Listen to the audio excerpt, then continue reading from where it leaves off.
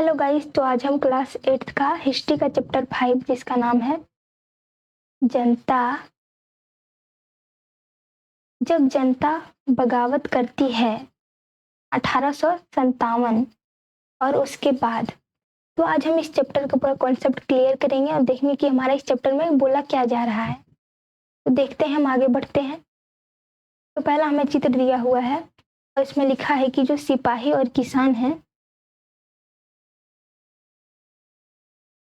सिपाही और जो किसान हैं उनके विद्रोह के लिए ताकत जुटाते हुए यह विद्रोह जो है उठा 1857 के उत्तर भारत के मैदान में फैल गया था। ये जो विद्रोह है उसके लिए ये सिपाही और किसान जो है वो ताकत जुटा रहे हैं और ये भारत के मैदानों में फैला हुआ था, उत्तर में। तो देखते हैं, हमारा यहाँ पहला है कि नीतियाँ और लोग। तो नीतियाँ और लोग, तो कैसी नीतियाँ थी और लोग क्या सोचते थे, लोग क्या करते थे। तो देखते हैं हम इसमें हमें क्या बोला जा रहा है। तो हमारा इसमें दिया है कि पिछले अध्यायों में आपने ईस्ट इंडिया कंपनी की नीतियों और जनता पर उनके प्रभाव के बारे में पढ़ा होगा। तो पिछले में हम पढ़े थे कि ईस्ट इंडिया कंपनी की क्या प्रभाव थे और उनकी नीतियाँ क्या थी। तो अब इसमें हमें है कि इन नीतियों से राजाओं, रानियों और किसानों, जमींदारों, आदिवासियों, सिपाहियों सब पर तरह तरह के असर पड़े। तो अंग्रेजों की जो नीतियाँ थी, जब ईस्ट इंडिया कंपनी आई थी तो राजा रानियों, किसानों, आदिवासियों, सिपाहियों पर बहुत सारे असर पड़े थे। और आप यह भी देख चुके हैं कि जो नीतियाँ और कार्रवाइयाँ जनता के हित में नहीं होती या जो उनकी भावनाओं को ठेस पहुंचाती है, उनका लोग किस तरह विरोध करते हैं। और जब अंग्रेज आए थे तो जो नीतियाँ वो लागू करते थे, जो लोगों को पसंद नहीं आता था, तो वो उनका विरोध भी कैसे करते थे। तो अभी हम पढ़ेंगे कि नवाबों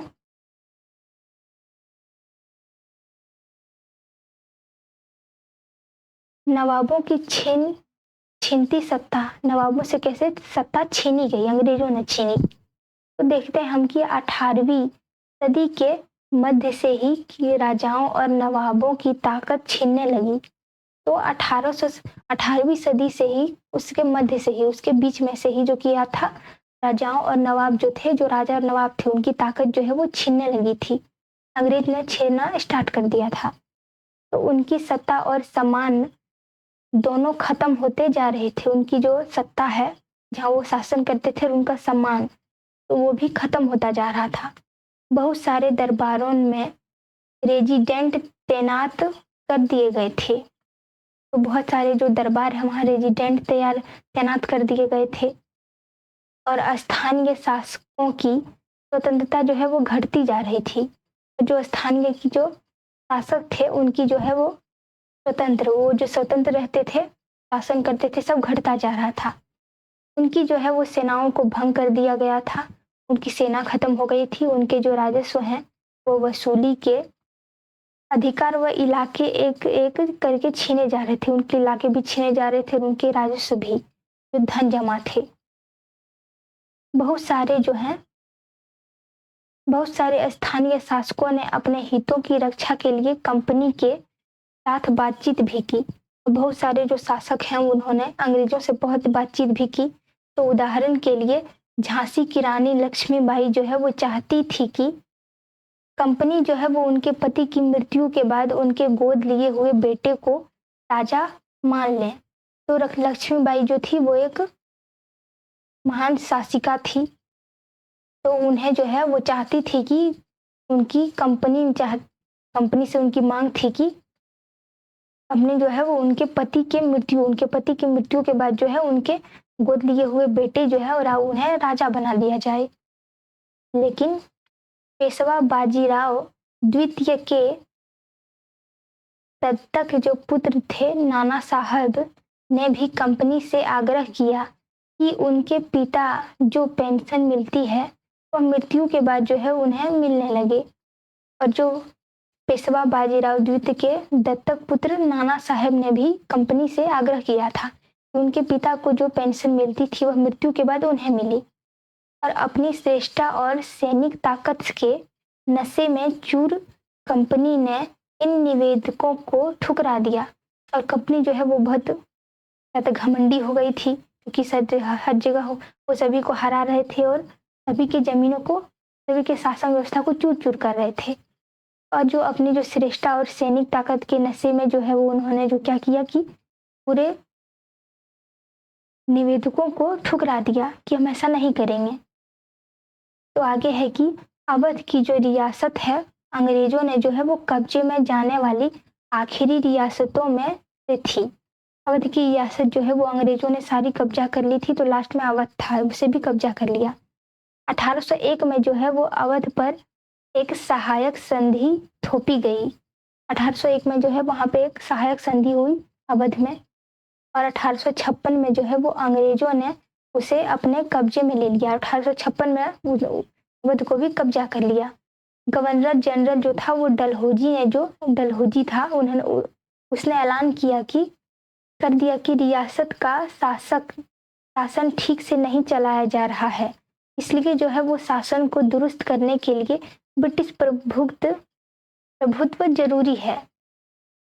और जो उस टाइम का जो गवर्नर जनरल था डलहौजी, उसने ऐलान किया कि जो अवध का जो रियासत है शासन जो है वो ठीक ठाक नहीं चल रहा है, तो इसलिए जो है वो अंग्रेजों को, ब्रिटिश शासन को उन्हें दुरुस्त चलाने के लिए उनकी जरूरी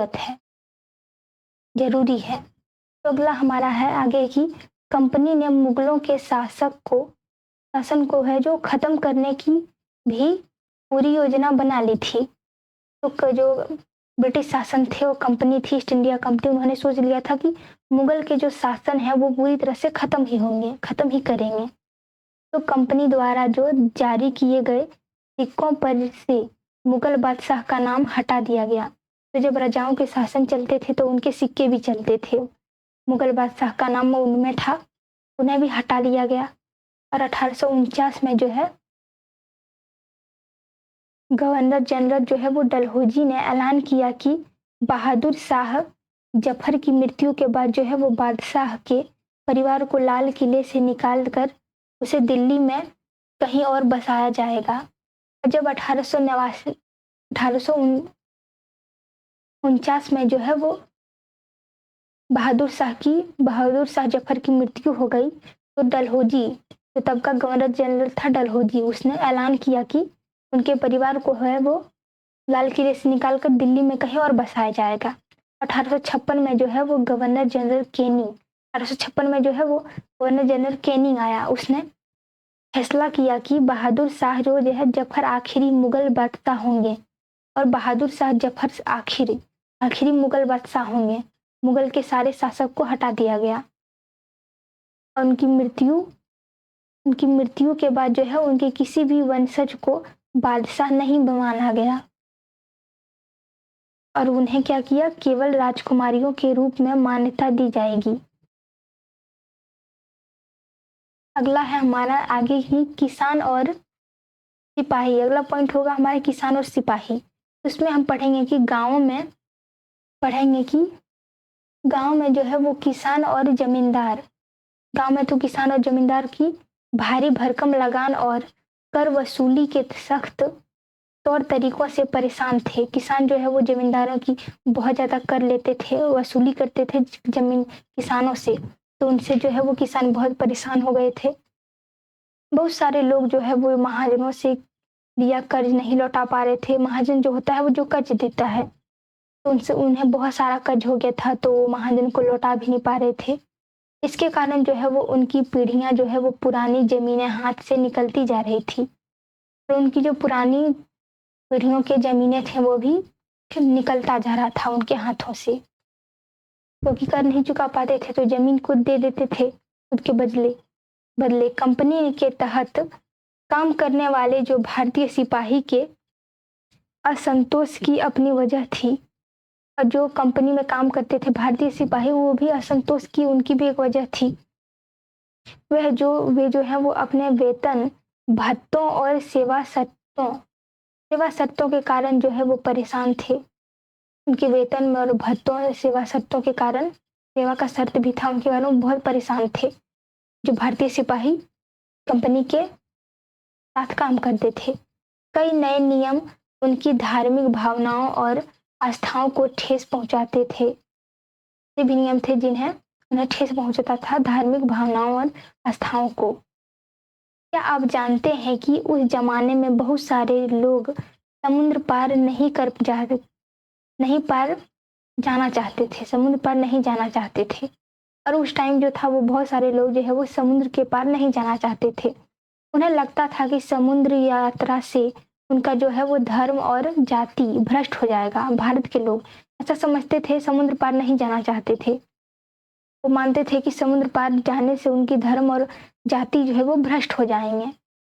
जब 1824 में सिपाहियों को कंपनी की ओर से लड़ने के लिए समुद्र के रास्ते बर्मा जाने का आदेश मिला तो उन्होंने इस हुक्म को मानने से इनकार कर दिया। और जब भारत के सिपाहियों को 1824 में समुद्र पार करके रास्ते को बर्मा जाने का आदेश मिला तो उन्होंने जो है वो इस हुक्म को नहीं माना, इनकार कर दिया। उन्हें जो है वो जमीन के रास्ते से जाने में ऐतराज नहीं था। वो जमीन के रास्ते से जाना ऐतराज नहीं करते थे कि हम जमीन के रास्ते से जाएंगे, लेकिन समुद्र रास्ते से नहीं, क्योंकि वो मानते थे कि समुद्र पार करके जाने से उनकी जाति और धर्म नष्ट हो जाएंगे। सरकार का हुक्म न मानने के कारण उन्हें जो है वो सख्त सजा दी जा गई, क्योंकि यह मुद्दा अभी खत्म नहीं हुआ था। इसलिए 1856 में जो है वो कंपनी को एक नया कानून बनाना पड़ा। इस कानून में साफ कहा गया था कि अगर कोई व्यक्ति कंपनी की सेवा में नौकरी करेगा तो जरूरत पड़ने पर उसे समुद्र पार भी जाना पड़ सकता है। क्योंकि भारत के लोग जो है वो समुद्र पार नहीं करना चाहते थे तो कंपनी ने एक कानून बना दी जिसके अंतर्गत उन्हें सेना में जो नौकरी करेगा उसे जो है वो समुद्र पार जाना पड़ सकता है, तो उन्हें जाना ही पड़ेगा, ऐसा कानून बना दिया। तो सिपाही जो है वो गांवों के हालात से परेशान थे। बहुत सारे सिपाही जो है वो खुद किसान थे, वे अपने परिवार गांव में छोड़ कर आए थे। लिहाजा किसानों का गुस्सा जल्दी ही सिपाहियों में भी फैल गया। किसानों का गुस्सा है वो सिपाहियों में भी जल्द ही फैल गया। सुधारों का प्रतिक्रिया, तो इसमें हम पढ़ेंगे कि पढ़ने वाले हैं अंग्रेजों को लगता था कि भारतीय समाज को सुधारना जरूरी है। अंग्रेज ये सोचते थे कि भारतीय समाज जो है वो सुधारना जरूरी है। सत्ता प्रथा को रोकने और विधवा विवाह को बढ़ावा देने के लिए कानून बनाए गए और सती प्रथा को रोकने के लिए और विधवा का विवाह को बढ़ावा देने के लिए, विधवा है तो उन्हें फिर से विवाह करने के लिए इसे भी बढ़ावा दिया गया। अंग्रेजी भाषा की शिक्षा को जमकर प्रोत्साहित दिया गया। अंग्रेजी भाषा को अब शिक्षा को जमकर प्रोत्साहित किया गया। 1830 के बाद जो है वो कंपनी ने ईसाई मिशनरी को खुलकर काम करने और यहाँ तक कि जमीन व संपत्ति जुटाने में भी छूट दे दी ईसाइयों को। 1850 में जो है वो एक नया कानून बनाया गया जिससे ईसाई धर्म को अपनाना और आसान हो गया। और 1850 में एक ऐसा कानून बनाया जिसमें ईसाई धर्म को अपनाना बहुत ही आसान हो गया। इस कानून में प्रावधान किया गया था कि अगर कोई भारतीय व्यक्ति ईसाई धर्म अपनाता है तो भी पुरखों की संपत्ति पर उनका अधिकार पहले जैसा ही रहेगा। और जो ईसाई धर्म, एक कानून बनाया गया जिसमें था कि अगर कोई भारत का व्यक्ति ईसाई धर्म को अपनाता है तो उनके जो पूर्वज के संपत्ति थे उनके अधिकार पहले जो थे वैसा ही रहेगा। बहुत सारे भारतीयों को यकीन हो गया था कि अंग्रेज उनका धर्म, उनके सामाजिक रीति रिवाज को, परंपरागत जीवन शैली को नष्ट कर रहे हैं। तो बहुत सारे भारतीयों को ऐसा लगता था कि उनके रीति रिवाजों को जो है वो अंग्रेज नष्ट करना चाहते हैं। दूसरी तरफ जो है वो ऐसे भारतीय भी थे जो मौजूदा सामाजिक व्यवस्था में बदलाव चाहते थे। इन सुधारकों से उनके सुधार आंदोलन के बारे में आप अध्याय 8 में पढ़ेंगे। तो यहाँ पे एक चित्र बना हुआ है, चित्र 2। उत्तर भारत के बाजारों में सिपाही खबरें और अफवाहों फैलाते हुए, सिपाही जो है वो खबरें अफवाहें फैला रहे हैं। इस चित्र में दिया हुआ है जनता की नज़र से। तो जनता की नज़र से क्या था कि उस जमाने में जो है वो लोग जो है वो अंग्रेज शासन के बारे में क्या सोचते थे। तो इसका जायजा लेने के लिए आप स्रोत 1 और 2 को पढ़ें। तो यहाँ हमारा स्रोत 1 दिया हुआ है कि 84 नियमों की सूची। तो यहाँ महाराष्ट्र के एक गांव में रहने वाला ब्राह्मण विष्णु भट्ट, महाराष्ट्र के गांव में एक ब्राह्मण रहता था जिसका नाम था विष्णु भट्ट गोडसे। विष्णु भट्ट गोडसे द्वारा लिखित पुस्तक माझा प्रवास के कुछ अंश दिए गए हैं। विष्णु भट्ट और उनके चाचा मथुरा में आयोजित किए जा रहे एक यज्ञ में भाग लेने के लिए निकले थे। और मथुरा में है जो है एक यज्ञ आयोजित हुआ था जिसमें विष्णु भट्ट और उनके चाचा भाग लेने के लिए जा रहे थे। विष्णु भट्ट लिखते हैं कि रास्ते में जो है उनकी मुलाकात कुछ सिपाहियों से हुई और रास्ते में उनकी मुलाकात अंग्रेजियों के कुछ सिपाहियों से हुई जिन्होंने उन्हें सलाह दी कि वे वापस लौट जाएं क्योंकि 3 दिन के भीतर जो है वो चारों तरफ कोहराम मच जाएगा। सिपाहियों ने जो कहा वह इस प्रकार था। अंग्रेज सरकार हिंदुओं और मुसलमानों के धर्म को नष्ट करने पर आमाद है। उन्होंने 84 नियमों की सूची बनाई है और कलकत्ता के सारे राजाओं और राजकुमारियों की मौजूदगी में उनका ऐलान कर दिया है कि सिपाहियों ने बताया कि राजा इन नियमों को मानने के लिए तैयार नहीं है। उन्होंने अंग्रेजों को घातक परिणामों की चेतावनी दी है। राजाओं ने कहा कि अगर ये नियम कानून किए गए तो भारी उथल पुथल मच जाएगी कि राजा भारी गुस्से में अपनी राजधानियों को लौट गए। तमाम बड़े लोग जो है वो योजनाएं बना रहे थे। धर्म युद्ध के लिए तारीख तय कर ली गई थी और मेरठ छावनी से एक गुप्त योजना तैयार करके विभिन्न छावनियां में भेज दी गई थी। तो ये था हमारा स्रोत 1। अब पढ़ते हैं हमारा दूसरा स्रोत। इसमें है कि उसमें जो था वो अफवाह फैला रहे थे सिपाही। और इसमें हमारा है कि जल्द ही एक टुकड़ी में उत्तेजना छा गई। उस दौर की एक और झलक सूबेदार सीताराम पांडे के संस्मरणों में मिलती है। सीताराम पांडे को 1812 में जो है वो बंगाल नेवी आर्मी में सिपाही के तौर पर भर्ती किया गया था।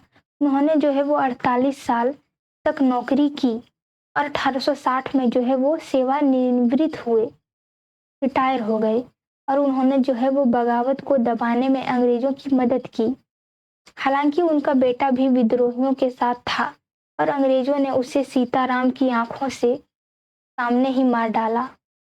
और जो सीताराम के बेटे थे वो विद्रोहियों के साथ थे और अंग्रेजों ने क्या किया कि सीताराम की आंखों के सामने में उनके बेटे को मार डाला। अपने सेवानिवृत्ति के बाद उनके कमान अफसर नारगेट के उन्हें अपने संस्मरण लिखने के लिए प्रेरित किया। सीताराम ने 1861 में अवधी भाषा में अपने संस्मरण लिखे, अवधी भाषा में, जिसका नारगेट में अंग्रेजी में अनुवाद किया और फ्रॉम सिपॉय टू सूबेदार, सिपाही से सूबेदार तक के नाम से प्रकाशित करवाया। सिपाही से वो सूबेदार कैसे बने? सीताराम पांडे के संस्मरणों का एक अंश इस प्रकार था। मेरा मानना है कि अवध पर हुए कब्जे से सिपाहियों के भीतर जो है वो गहरा अविश्वास भर गया था और वे ये लिखे थे सीताराम पांडे, वे सरकार के खिलाफ जो है वो साजिशों रचने लगे थे। अवध के नवाब और दिल्ली बादशाह के नुमाइंदों को सेना की नब्ज जानने के लिए पूरे भारत में भेज दिया गया था। उन्होंने सिपाहियों की जो है वो भावनाओं को हवा दी। उन्होंने जो है वो सिपाहियों को बताया कि विदेशियों ने बादशाह के साथ कितना बड़ा धोखा किया है। उन्होंने जो है वो 1000 झूठ गढ़ डाले और सिपाहियों को अपने मालिकों अंग्रेजों के खिलाफ जो है वो बगावत करने के लिए उकसाया ताकि दिल्ली में बादशाह को दोबारा गद्दी पर बैठाया जा सके। उनकी जो है वो दलील थी कि अगर सिपाही मिलकर काम करें तो इन सुझावों पर अमल करें तो सेना ऐसा कर सकती है। तो इसमें दिया हुआ चित्र 3 में दिया है कि मेरठ में जो है वो विद्रोह सिपाही अफसरों पर हमला करते हैं। विद्रोही सिपाही जो है वो अफसरों पर, अंग्रेजी अफसरों पर हमला करते हैं। उनके घरों में घुस जाते हैं और इमारतों में आग लगा देते हैं इमारत में। संयोग से इसी समय जो है वो सरकार ने हरेट रेजिमेंट के कुछ लोगों को नई राइफल के इस्तेमाल का तरीका बताने के लिए अलग अलग छावनियों में भेजा। इन लोगों ने जो है वो कुछ समय तक सिपाहियों को प्रशिक्षण दिया। इसी दौरान न जाने कहां से यह खबर फैल गई कि इन राइफलों में इस्तेमाल होने वाला जो कारतूसों पर गाय और सूअर की चर्बी का लेप चढ़ाया गया है। हमारी रेजिमेंट के लोग जो है वो दूसरे लोगों को लिखकर यह खबर भेजने लगे और जल्दी ही हर एक रेजिमेंट में उत्तेजना का माहौल बन गया। कुछ लोगों ने कहा कि उनकी 40 साल की नौकरी में सरकार ने उनके मजहब को चोट पहुंचाने के लिए कभी कुछ नहीं किया। लेकिन जैसा कि मैंने पहले ही जिक्र किया, अवध पर कब्जे के कारण सिपाही पहले से ही गुस्सा में थे। स्वार्थी लोगों ने जो है वो फौरन यह कहानी पढ़ दी कि अंग्रेज को सबको ईसाई बनाना चाहते हैं, इसलिए उन्होंने ऐसे कारतूस तैयार किए हैं ताकि उन्हें जो है वो इस्तेमाल करने से मुसलमान और हिंदू दोनों ही भ्रष्ट हो जाएं। कर्नल साहब का मानना था कि यह बेचैनी जो उन्हें भी साफ दिखाई दे रही है इस बार भी अपने आप खत्म हो जाएगी और उन्हें मुझे घर चले जाने की हिदायत दी। ये लिखा था सीताराम पांडे ने। तो आगे हमारा है कि सैनिक विद्रोह। तो सैनिक विद्रोह क्या होता है? जब सिपाही इकट्ठा होकर अपने सैनिक अफसरों का हुक्म मानने से इनकार कर देते हैं तो वो सैनिक विद्रोह होता है। जब बहुत सारे सैनिक मिलकर अपने जो उनसे बड़े अफसर हैं उनके आज्ञा को नहीं मानते, उनके हुक्म को नहीं मानते हैं, इनकार कर देते हैं, उसे ही सैनिक विद्रोह कहते हैं। तो सैनिक विद्रोह जो है वो जन विद्रोह बन गया। जन मतलब सभी का विद्रोह, जनता का विद्रोह बन गया। सैनिक विद्रोह जो है वो जनता का विद्रोह बन गया। कैसे बना वो हम यहाँ पढ़ेंगे कि यद्यपि जो है वो शासक के और प्रजा के बीच जो है वो संघर्ष कोई अनोखी बात नहीं थी। जो शासक और प्रजा के बीच जो संघर्ष है वो अनोखी बात नहीं थी, क्योंकि वो हमेशा होती रहती थी। लेकिन जो है वो कभी कभी ये संघर्ष इतने फैल जाते थे कि राज्य की सत्ता छिन्न भिन्न हो जाती थी, और कभी इतना फैल जाता था कि बहुत सारे राज्य की सत्ता जो है वो छिन्न भिन्न हो जाती थी। बहुत सारे लोग मानने लगे थे कि उनका जो शत्रु एक है, इसलिए वे सभी कुछ करना चाहते थे। इस तरह की स्थिति में हालात अपने हाथ में लेने के लिए लोगों को संगठित होना पड़ता है।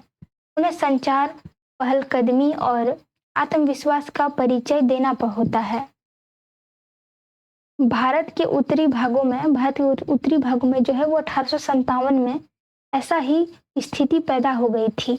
फतह और शासन के 100 साल बाद जो है वो ईस्ट इंडिया कंपनी को एक भारी विद्रोह से जूझना पड़ा था। जब ईस्ट इंडिया कंपनी 1857 में फतह और शासन के 100 साल बाद ईस्ट इंडिया कंपनी को एक भारी विद्रोह से जूझना पड़ा था। वो विद्रोह क्या था? मई 1857 में जो है वो शुरू हुआ। इस बगावत से जो है वो भारत में जो कंपनी आई थी ईस्ट इंडिया कंपनी का जो है वो अस्तित्व ही खतरे में पड़ गया। मेरठ से शुरू करके सिपाहियों ने जो है वो कई जगह बगावत की। समाज के विभिन्न तबकों के असंख्य लोग विद्रोही तेवरों के साथ उठ खड़े हुए। सब लोग उनका विरोध कर रहे थे। कुछ लोग मानते थे कि 19वीं सदी में जो है वो उपनिवेशिक के खिलाफ दुनिया भर में यह सबसे बड़ा सशक्त संघर्ष था। उपनिवेशिक के खिलाफ जो है वो दुनिया भर में सबसे सशक्त संघर्ष 19वीं सदी में लोग मानते थे हुआ था। एक चित्र हमारा दिया हुआ है, चित्रकार। कैवेलरी लाइनों में युद्ध। कैवेलरी कैवेलरी लाइनों में युद्ध हो रहा था। 3 जुलाई 1857 को 3000 से ज्यादा विद्रोही जो है वो बरेली से दिल्ली आ रहे थे, आ पहुंचे। उन्होंने जो है वो यमुना को पार किया और ब्रिटिश कैवेलरी चौकियों पर धावा बोल दिया। ये युद्ध पूरी रात चलता रहा। ये देखिए यहाँ युद्ध हो रहा है कैवेलरी लाइन में। यह मंगल पांडे, भारत के मंगल पांडे की स्मृति में जारी डाक टिकट।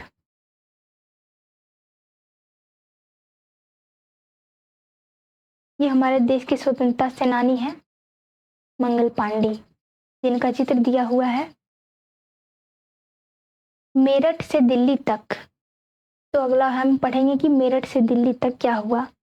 तो 19 मार्च 1857 को युवा सिपाही मंगल पांडे, कब 19 मार्च 1857 को बैरकपुर में अपने अफसरों पर हमला करने के आरोप में फांसी पर लटका दिए गए। उन पे ये आरोप लगा कि उन्होंने अपने अफसरों पर हमला किया और उन्हें फांसी दे दिया गया।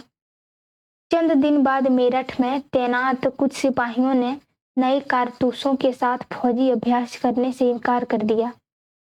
ट्रेनिंग करने से सिपाहियों को लगता था कि उन कारतूसों पर गाय और सूअर की चर्बी का लेप चढ़ाया गया था। 85 सिपाहियों को नौकरी से निकाल दिया गया, अंग्रेजों निकाला, और अपने अफसरों का हुक्म न मानने के आरोप में 10-10 साल की सजा दी। नौकरी से भी निकाल दिया और 10 साल की सजा भी दी। और यह 9 मई 1857 की बात है। 9 मई 1857 में ही मेरठ में जो है वो तैनात दूसरे भारतीय सिपाहियों की, मेरठ में जो दूसरे भारतीय सिपाही थे उनकी प्रतिक्रिया जो है वो बहुत जबरदस्त रही। 10 मई को सिपाहियों ने मेरठ की जेल पर धावा बोलकर वहां बंद सिपाहियों को आजाद करा दिया। 10 मई को जो मेरठ के सिपाही थे उसने जेल पर धावा बोल दिया और सिपाहियों को आजाद करा लिया।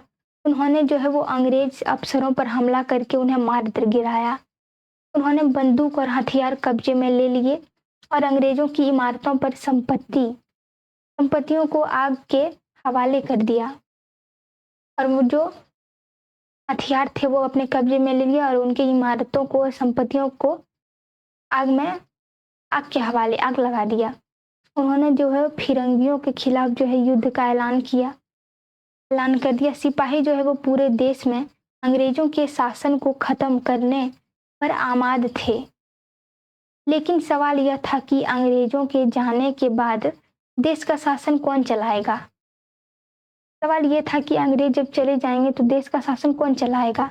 तो सिपाहियों ने इसका भी जवाब ढूंढ लिया। वे मुगल सम्राट बहादुर शाह जफर का देश शासन सौंपना चाहते थे। तो जो सिपाही थे वो मुगल सम्राट जो था बहादुर शाह जफर का देश का शासन सौंपना चाहते थे, अपने देश का। तो फिरंगी का मतलब होता है विदेशी। इस शब्द में अपमान का भाव आता है। ये हमारे देश के स्वतंत्रता सेनानी थे जिन्हें जो है वो 19 मार्च 1857 को युवा सिपाही मंगल पांडे थे, जिनको बैरक में अपने अफसरों पर हमला करने के आरोप में जो है वो फांसी पर लटका दिया गया था। न अगला है हमारा कि मेरठ के कुछ सिपाहियों की एक टोली 10 मई की रात को जो है वो घोड़े पर सवार होकर मुंह अंधेरे ही दिल्ली पहुंच गई। मेरठ में कुछ सिपाही जो है वो टोली उनकी 10 मई को रात को ही घोड़े पर सवार होकर अंधेरे में ही दिल्ली पहुंच गए। जैसे ही उनके आगे खबर फैली कि दिल्ली में तैनात टुकड़ियों ने भी बगावत कर दी, यहाँ भी अंग्रेज अफसर मारे गए। देसी सिपाही जो थे वो जो देश के सिपाही थे वो हथियार व गोली बारूद कब्जे में ले लिया। अंग्रेजों की जो है वो अफसरों को मार गिराया, अंग्रेजी शासन के अफसरों को, और जो है वो उनके गोली बारूद को अपने कब्जे में ले लिया। इमारतों को आग लगा दी और विजयी सिपाही लाल किले को दीवारों के आसपास जमा हो गए। वे बादशाह से मिलना चाहते थे। बादशाह अंग्रेजों की भारी ताकत से दो हाथ करने को तैयार नहीं थे। लेकिन जो है वो सिपाही भी अड़े रहे। आखिरकार वे जबरन महल में घुस गए और उन्होंने बहादुर शाह जफर को अपना नेता घोषित कर दिया। सिपाहियों ने जो विद्रोह कर रहे थे, बूढ़े बादशाह को सिपाहियों की यह मांग माननी पड़ी।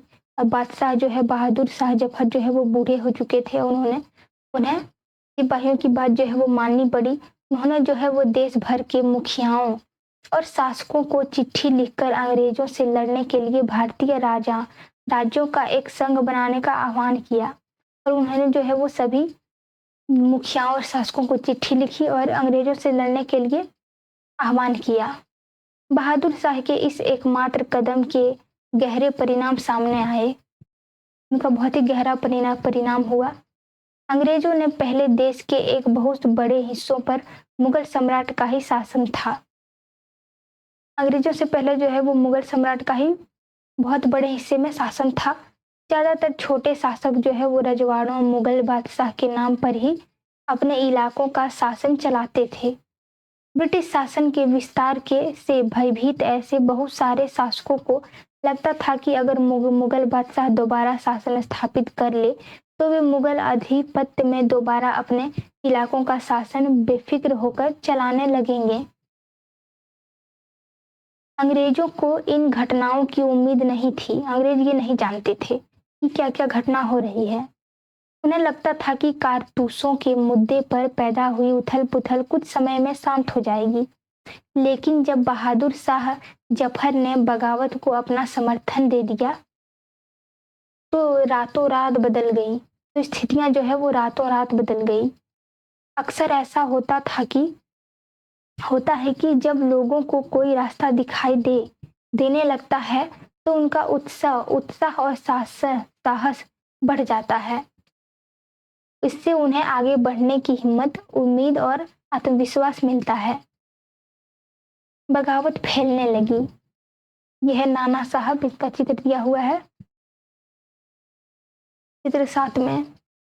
बगावत फैलने लगी। जब दिल्ली से अंग्रेजों के पैर उखड़ गए तो लगभग एक हफ्ते तक कहीं कोई विद्रोह नहीं हुआ। जब सिपाहियों ने अंग्रेजों को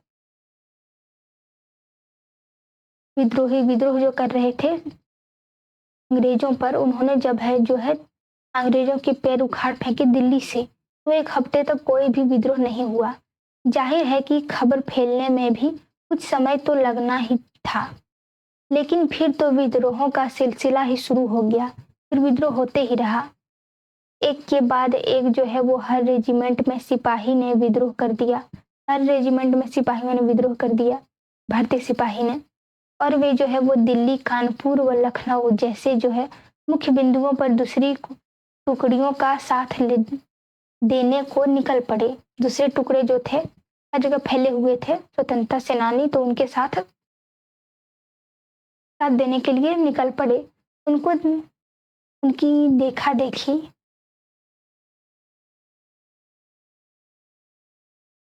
देखा देखी जो है कस्बों और गांवों के लोग भी बगावत के रास्ते पर चलने लगे।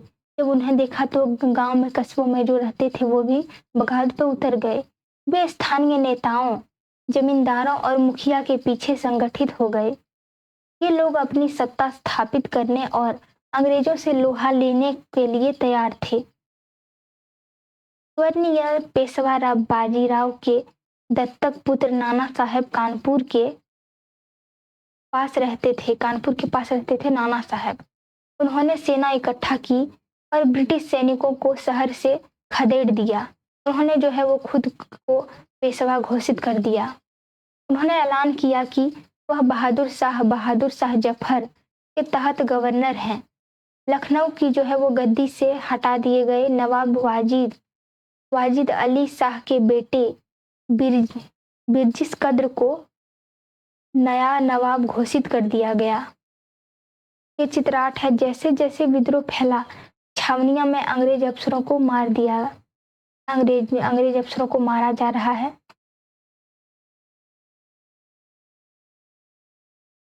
गतिविधि। मुगल सम्राट विरोधी का समर्थन करने के लिए क्यों तैयार हुए? सिपाहियों के प्रस्ताव को मानने से पहले उन्होंने हालात का जो हिसाब लगाया होगा उनके बारे में एक अनुच्छेद लिखे हैं। यह रानी लक्ष्मीबाई का चित्र और यह है वीर कुंवर सिंह। तो यहाँ हम पढ़ेंगे उनके बारे में। बिरजिस कद्र बिरजिस कद्र ने भी बहादुर शाह जफर को अपना बादशाह मान लिया और उनकी माँ बेगम हजरत महल ने अंग्रेजों के खिलाफ जो है वो विद्रोह को बढ़ावा देने में बढ़ चढ़कर हिस्सा लिया। झांसी में रानी लक्ष्मीबाई भी विद्रोही सिपाहियों के साथ जा मिली। उन्होंने नाना साहब के सेनापति तांतवा टोपे के साथ मिलकर अंग्रेजों को भारी चुनौती दी। मध्य प्रदेश के जो मांडला क्षेत्र में जो है वो राजगढ़ की राजी अवंतीबाई लोधी ने 4000 सैनिकों की फौज तैयार की और अंग्रेजों के खिलाफ जो है उनका नेतृत्व किया, क्योंकि ब्रिटिश शासन ने उन्हें राज्य के प्रशासन पर नियंत्रण कर दिया था। विद्रोही टुकड़ियों के सामने जो है वो अंग्रेजों की संख्या बहुत कम थी। जो विरोधियों टुकड़ियां थी वो बहुत ज्यादा थी, इसलिए अंग्रेजों की संख्या बहुत कम थी, क्योंकि अंग्रेज दूसरे देश के थे और यहाँ हमारे भारत के सिपाही थे तो बहुत ज्यादा होंगे ही। बहुत सारे मोर्चे पर उनकी जबरदस्त हार हुई, अंग्रेजों की बहुत सारी मोर्चे पर हार हुई। इससे लोगों को यकीन हो गया कि अब अंग्रेजों का शासन खत्म हो चुका है और इससे लोगों को भी यकीन हो गया कि अंग्रेजों का शासन अब खत्म हो जाएगा। अब लोगों को विद्रोहों में कूद पड़ने का गहरा आत्मविश्वास मिल गया था, क्योंकि वो जीत पा रहे थे, उन्हें विश्वास था और वो विद्रोह में कूद पड़ने लगे थे। खासतौर से अवध के इलाकों में जो है वो चौतरफा बगावत की स्थिति थी और अवध के इलाकों में भी चौतरफा बगावत की स्थिति हो गई थी। 6 अगस्त 1857 को है जो लेफ्टिनेंट कर्नल टाइटलर अपने कमांडर इन चीफ को टेलीग्राम भेजा, जिससे उनके अंग्रेजों के भय को व्यक्त किया था। हमारे लोग विरोधियों की संख्या और लगातार लड़ाई से थक गए थे। एक एक गांव हमारे खिलाफ हैं, जमींदार भी हमारे खिलाफ खड़े हो रहे थे। और जो है वो 6 अगस्त को 1857 को लेफ्टिनेंट कर्नल टाइटलर ने जो है वो अपने कमांडर इन चीफ को टेलीग्राम भेजा और अंग्रेजों के भय से व्यक्त किया गया। हमारे विरोधी जो थे वो संख्या में लगातार लड़ाई से थक गए थे और जो है वो गांव के बस एक एक गांव के हमारे खिलाफ भी थे, जमींदारों और उनके खिलाफ खड़े हो गए। इस दौरान बहुत सारे महत्वपूर्ण नेता हमारे सामने आए। उदाहरण के लिए फैजाबाद के मौलवी जो है अहमदुल्ला शाह ने भविष्यवाणी कर दी कि अंग्रेजों का शासन जल्दी ही खत्म हो जाएगा। किसने भविष्यवाणी की थी? फैजाबाद के मौलवी अहमदुल्ला शाह ने। वह समझ चुके थे कि जनता क्या चाहती है। इसी आधार पर उन्होंने अपने समर्थकों की एक विशाल संख्या जुटा ली और उन्होंने भी एक विशाल संख्या जुटाई अपने समर्थकों की। अहमदुल्ला शाह ने अपने समर्थकों के एक साथ में वे अंग्रेजों से लड़ने लखनऊ जा पहुंचे। दिल्ली में अंग्रेजों का सफाया करने के लिए बहुत सारे गाजी यानी धर्म योद्धा इकट्ठा हो गए थे। बरेली के सिपाही जो है वो बख्त खान ने लड़ाकों की एक विशाल टुकड़ी के साथ दिल्ली की ओर कूच कर दिया। वह इस बगावत में एक मुख्य व्यक्ति साबित हुए। बिहार के एक पुराने जमींदार कुंवर सिंह ने भी विद्रोह सिपाही का साथ दिया और महीनों तक अंग्रेजों से लड़ाई की। तमाम इलाकों के नेता जो है वो लड़ाकों इस युद्ध में हिस्सा ले रहे थे। ब्रिटिश टुकड़ियां विद्रोहियों पर हमला करती हैं, जिन्होंने दिल्ली के लाल किले दाएं तथा सलीमगढ़ किले बाएं पर कब्जा किया हुआ था।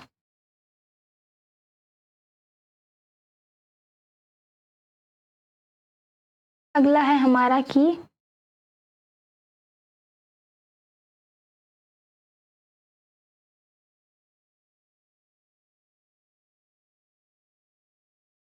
कंपनी का पलटवार। कंपनी ने पलटवार कैसे किया? तो कंपनी का पलटवार कैसे हुआ ये हम पढ़ेंगे। तो इस उथल पुथल के बावजूद जो है वो अंग्रेजों ने हिम्मत नहीं छोड़ी। उन्हें अभी भी हिम्मत था। कंपनी जो है वो अपनी पूरी ताकत लगाकर विद्रोह को कुचलने का फैसला किया। उन्होंने जो है वो इंग्लैंड से और फौजी मंगवाए, और जो अंग्रेजों ने है वो हिम्मत नहीं छोड़ी और अपने इंग्लैंड से बहुत सारे फौजी मंगवाए। विद्रोहियों को जल्दी सजा देने के लिए नए कानून बनाए और विद्रोह के मुख्य केंद्रों पर धावा बोल दिया। और जो बहुत सारे केंद्र थे विद्रोहियों का, तो वहां धावा बोल दिया अंग्रेजों ने। सितंबर 1857 में दिल्ली दोबारा अंग्रेज के कब्जे में आ गया। दिल्ली को दोबारा अंग्रेजों ने कब्जा कर लिया 1857 में। अंतिम मुगल बादशाह बहादुर शाह जफर पर मुकदमा चलाया गया कि उन्हें आजीवन कारावास की सजा दी गई। उनके बेटों को उनकी आंखों के सामने गोली मार दी गई। बहादुर शाह के बेटों को बहादुर शाह और उनकी पत्नी बेगम जीनत महल को अक्टूबर 1858 में रंगून जेल में भेज दिया गया। इसी जेल में नवंबर 1862 में बहादुर शाह जफर ने अंतिम सांस ली। दिल्ली पर अंग्रेजों का कब्जा हो जाने का यह मतलब नहीं था कि विद्रोह खत्म हो चुका है। इसके बाद भी लोग जो है वो अंग्रेजों से टक्कर लेते रहे। व्यापक बगावत की विशाल ताकत को कुचलने के लिए अंग्रेजों को अगले 2 साल तक लड़ाई लड़नी पड़ी, और सभी को खत्म करने के लिए अंग्रेजों को 2 साल और लड़ाई लड़नी पड़ी। मार्च 1858 में लखनऊ अंग्रेजों के कब्जे में चला गया, और 1858 में जो है मार्च में जो है लखनऊ को भी अंग्रेजों ने कब्जा कर लिया। फिर 1858 में जो है वो रानी लक्ष्मीबाई की शिकस्त हुई और उन्हें मार दिया गया। दुर्भाग्यवश ऐसा ही रानी अवंतीबाई लोधी के साथ हुआ। खेड़ी की शुरुआती विजय के बाद उन्होंने अपने आप को अंग्रेज फौजी से घिरा पाया और वे शहीद हो गई। तात्या टोपे मध्य भारत के जंगलों में रहते हुए आदिवासियों और किसानों की सहायता से छापामार युद्ध चलाते थे।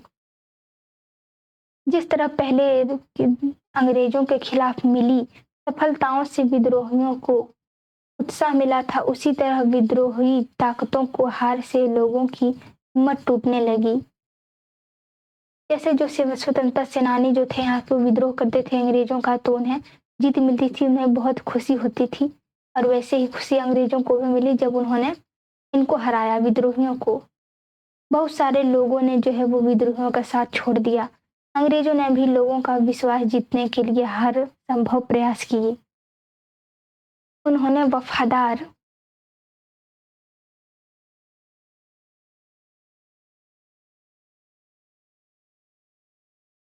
वफादार भूस्वामियों के लिए इनामों का ऐलान कर दिया। जो है जो चौकदर जो है अंग्रेज टुकड़ियां दिल्ली में घुसने के बाद जो है वो कश्मीरी गेट को बारूद से उड़ा देती है। जब अंग्रेज घुसी दिल्ली में तो उन्होंने कश्मीरी गेट को बारूद से उड़ा दिया। यह तात्या टोपे की स्मृति।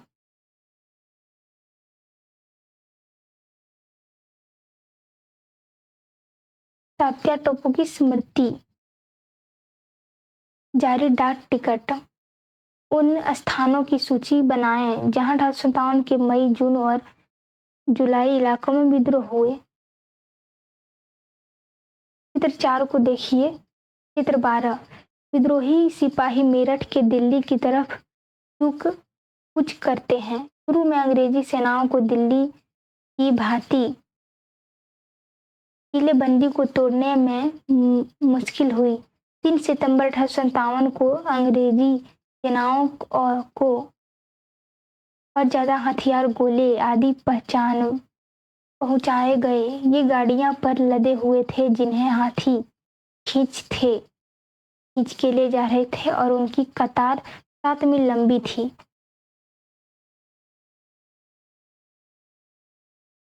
तो अब आगे है हमारा, उन्हें जो है वो आश्वासन दिया गया कि उनकी जो ज़मीन पर उनके परंपरागत अधिकार बने रहेंगे। उन्होंने विद्रोह किया कि उनसे कहा गया कि अगर वे अंग्रेज़ों के सामने समर्पण कर देते हैं और अगर उन्होंने किसी अंग्रेज की हत्या नहीं की तो वे सुरक्षित रहेंगे और ज़मीन पर उनके अधिकार और दावेदारी बनी रहेगी। इसके बावजूद सैकड़ों सिपाही, विद्रोहियों, नवाब और राजाओं पर मुकदमा चलाए गए और उन्हें फांसी पर लटका दिया गया। विद्रोह के बाद के साल, तो ये चित्र 15 है हमारा। अंग्रेज टुकड़ियां कानपुर के पास विद्रोहियों को पकड़ लिया है। ध्यान से देखें तो किस तरह कलाकार ने अंग्रेज सिपाहियों को बहादुरी से विद्रोहियों पर धावा बोलते हुए दिखाया है। अंग्रेजों ने 1859 के आखिर तक देश पर दोबारा नियंत्रण पा लिया, लेकिन अब वे पहले वाली नीतियों के सहारे शासन नहीं चला सकते थे। अंग्रेजों ने जो अहम बदलाव किए वे निम्नलिखित हैं। ब्रिटिश संसद ने 1858 में एक नया कानून पारित किया और ईस्ट इंडिया कंपनी के सारे अधिकार ब्रिटिश साम्राज्य के हाथ में सौंप दिया।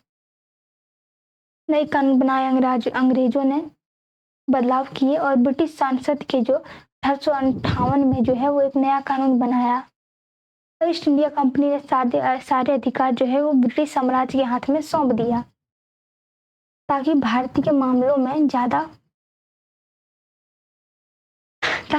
मामलों में जो है वो ज़्यादा बेहतर ढंग से संभाला जा सके।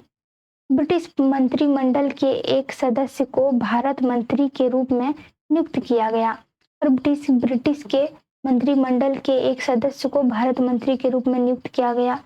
उसे भारत के शासन से संबंधित मामलों को संभालने का जिम्मा सौंपा गया। उन्हें सलाह देने के लिए एक परिषद का गठन किया गया जिसे इंडिया काउंसिल कहा जाता है और जिन्हें मंत्री बनाया था उन्हें उसे सलाह देने के लिए एक परिषद का गठन किया जिसे ईस्ट इंडिया काउंसिल कहा गया था। भारत के गवर्नर जनरल की वायसराय का ओहदा दिया गया। इस प्रकार उन्हें इंग्लैंड के राजा रानी का निजी प्रतिनिधि घोषित कर दिया गया। फलस्वरूप अंग्रेजी सरकार ने भारत के शासन की जिम्मेदारी सीधे अपने हाथ में ले ली। 2 में है कि देश की सभी शासकों को भरोसा दिया गया कि भविष्य में कभी भी उनके भू क्षेत्र पर कब्जा नहीं किया जाएगा और अंग्रेजों ने जो है वो सभी शासकों को भरोसा दिलाया कि उन भविष्य में जो आने वाला कल है उन्हें कभी भी उनके भू क्षेत्र पर कब्जा नहीं किया जाएगा। उन्होंने अपनी रियासत अपने वंशज यहाँ तक कि दत्तक पुत्रों को सौंपने की छूट दे दी गई ताकि उन्हें विश्वास हो जाए, उनका विश्वास जीत पाए अंग्रेज। लेकिन उन्हें इस बात के लिए प्रेरित किया गया कि वे जो है वो ब्रिटेन की रानी को अपना अधिपति स्वीकार करें और सभी छूट देने के बाद अंग्रेजों का ये कहना था कि वो ब्रिटेन की रानी को अपना अधिपति स्वीकार करें। इस तरह भारतीय शासकों को ब्रिटिश साम्राज्य के अधीन शासन चलाने की छूट दी गई, लेकिन छूट तो हुई लेकिन ब्रिटिश शासन के अधीन। तो उसके बाद है हमारा कि सेना में भारतीय सिपाहियों का जो है वो अनुपात कम करने और यूरोपीय सिपाहियों की संख्या बढ़ाने का फैसला लिया गया और अंग्रेजों ने ये फैसला लिया कि भारतीय सिपाहियों का अनुपात जो है वो सेना में कम करेंगे और यूरोपीय सिपाहियों की संख्या ज़्यादा। यह भी तय किया गया कि अवध, बिहार, मध्य भारत और दक्षिण भारत से सिपाही को भर्ती करने की बजाय अब गोरखा, सिखों और पठानों में से ज़्यादा सिपाही भर्ती किए जाएंगे और अब जो है वो बिहार, मध्य भारत और दक्षिण भारत से सिपाहियों को भर्ती करने नहीं दिया गया और अब गोरखा, सिखों और पठानों में ज़्यादा सिपाही भर्ती किए जाएंगे, ये आदेश दिया। अगला है हमारा कि मुसलमानों की जमीन और संपत्ति बड़े पैमाने पर जब्त की गई। उन्हें संदेह व शत्रुता के भाव से देखा जाने लगा। मुसलमानों को शत्रुता की नजरों से अंग्रेजों को लगता था कि यह विद्रोह उन्होंने ही खड़ा किया था। अगला है हमारा कि अंग्रेजों ने फैसला किया कि वे भारत के लोगों को धर्म और सामाजिक रीति रिवाजों का सम्मान करेंगे। और नेक्स्ट हो गया हमारा कि भूस्वामियों और जमींदारों की रक्षा करने तथा जमीन पर उनके अधिकारों को स्थायित्व देने के लिए नीतियां बनाई गई। इस प्रकार जो है 1857 के बाद इतिहास का एक नया चरण शुरू हुआ। इस चित्र में हमारा दिया हुआ है कि उत्तरी भारत में विद्रोह के कुछ प्रमुख केंद्र, उत्तरी भारत में विद्रोह के केंद्र, तो जहाँ पे लाल बना हुआ है वहां हो जाएगा विद्रोह की मुख्य केंद्र और विद्रोह के अन्य केंद्र। ये मुख्य केंद्र था झांसी, विद्रोह का मुख्य केंद्र हो गया एक झांसी, एक लखनऊ हो गया, एक कानपुर हो गया, एक फैजाबाद हो गया, एक बरेली है,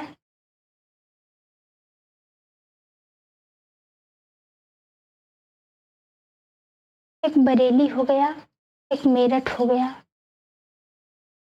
और एक दिल्ली हो गया। दिल्ली है, मेरठ है, बरेली है, ये सब जो है वो विद्रोह के मुख्य केंद्र हैं। और ये जो जबलपुर हैं, विद्रोह के अन्य केंद्र भी हैं, वो हो गया जबलपुर हो गया, सागर हो गया, ये अन्य केंद्र है। नौगंग हो गया, नागौरा हो गया, बनारस हो गया, दीनापुर हो गया, आजमगढ़ हो गया, जौनपुर हो गया, प्रतापगढ़ हो गया, सुल्तानपुर हो गया, ये सब अन्य हैं, विद्रोह के अन्य केंद्र हैं। गोड़ा हो गया, बहराइच हो गया, नवाबगंज हो गया, सीतापुर हो गया, फतेहपुर हो गया, मैनपुरी हो गया, अलीगढ़ हो गया, बुलंदशहर हो गया, सहारपुर हो गया, सहारनपुर, इजौर हो गया, जालंधर हो गया, लाहौर हो गया, फिरोजपुर हो गया, नसीराबाद हो गया, नीमच हो गया, महू हो गया, ये सब जो है वो विद्रोह के अन्य केंद्र थे। तो ये हो गया सियालकोट। तो ये चैप्टर हमारा कंप्लीट हो गया। तो आई होप कि इसके कॉन्सेप्ट जो है वो आपको अच्छे समझ में आ गया होगा और इस चैप्टर में क्या बोला है वो भी आपको अच्छे समझ में आ गया होगा। तो मिलते हैं नेक्स्ट वीडियो में, तब तक के लिए थैंक यू।